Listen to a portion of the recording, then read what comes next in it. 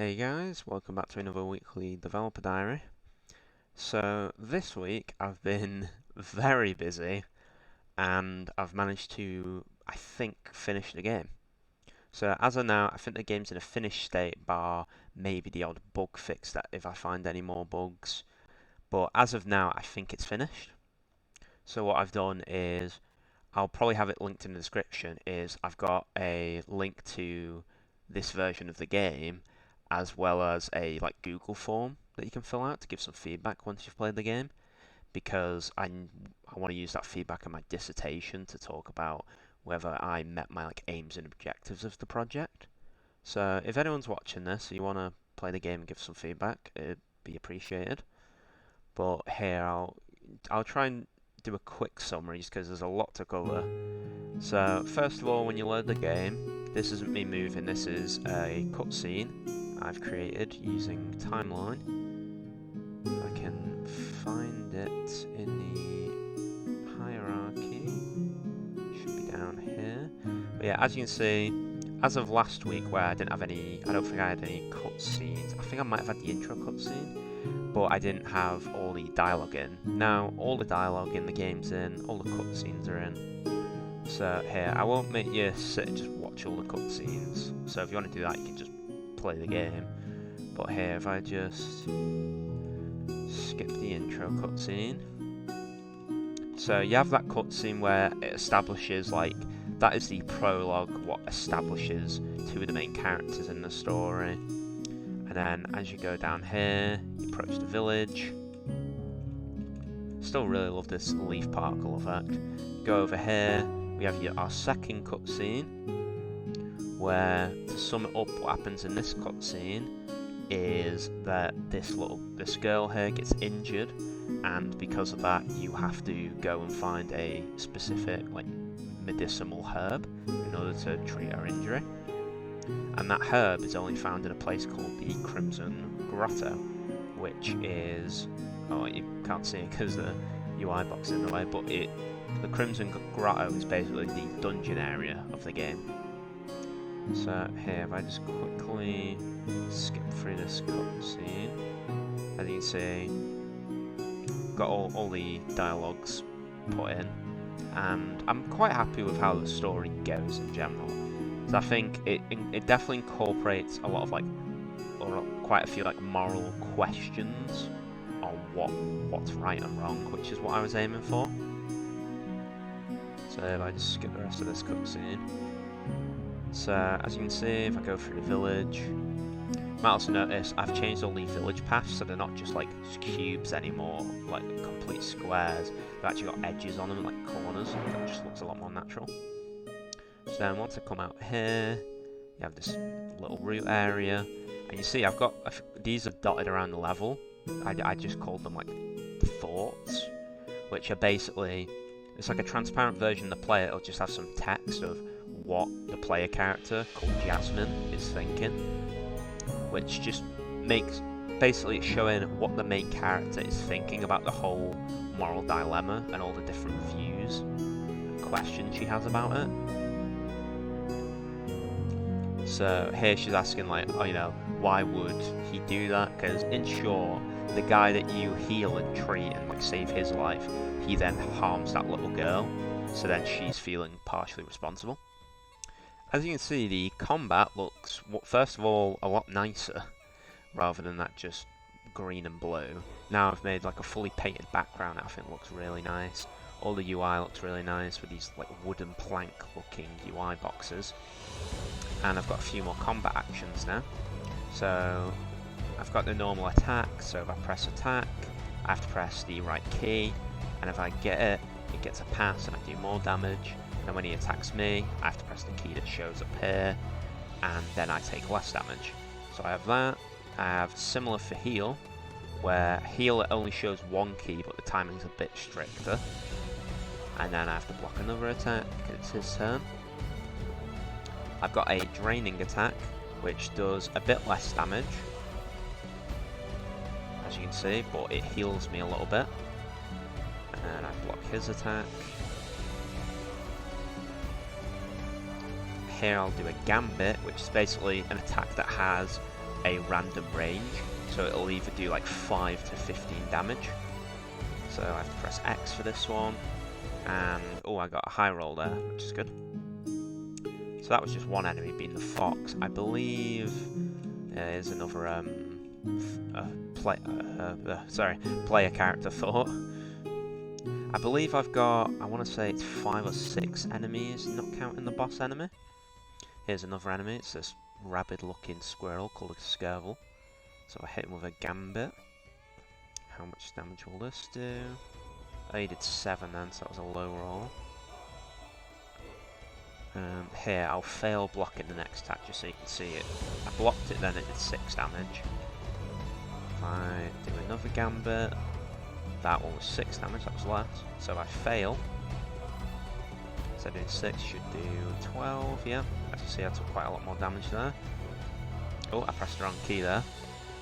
So I got a fail.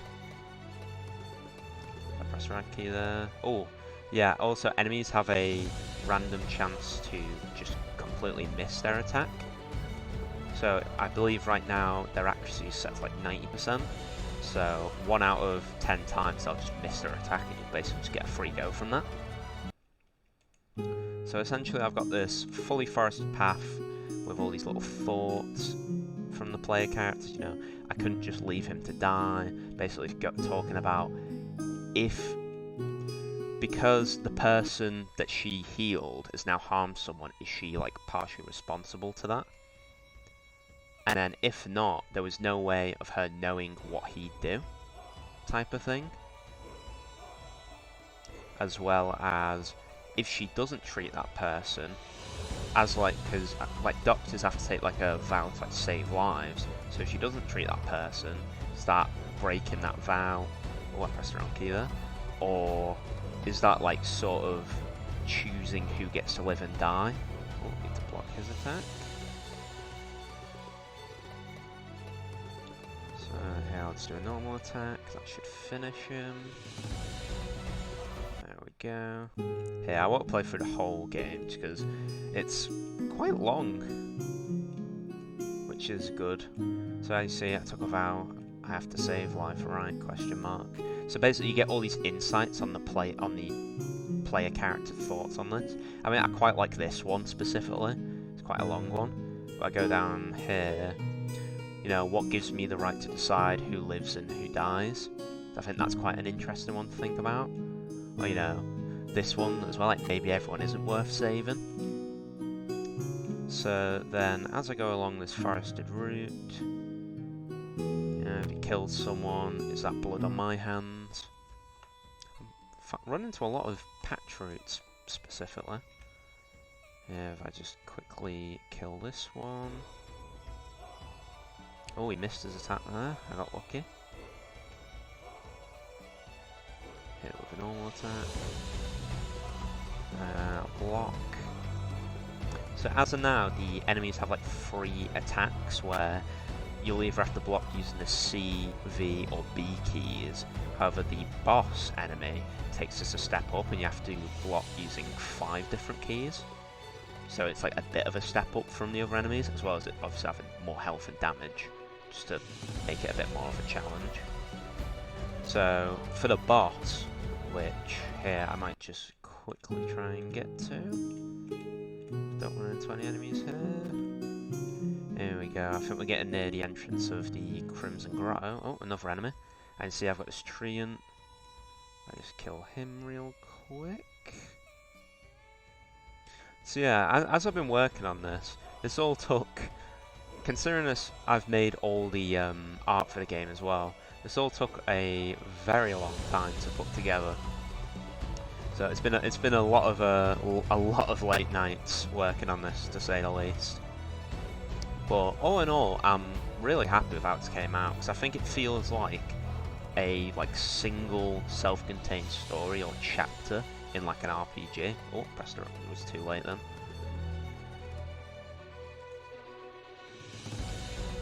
And I need to block that. Oh, this one's getting me quite low. Yeah, I'll do a drain attack just to be safe. This might kill him. Yeah, nice.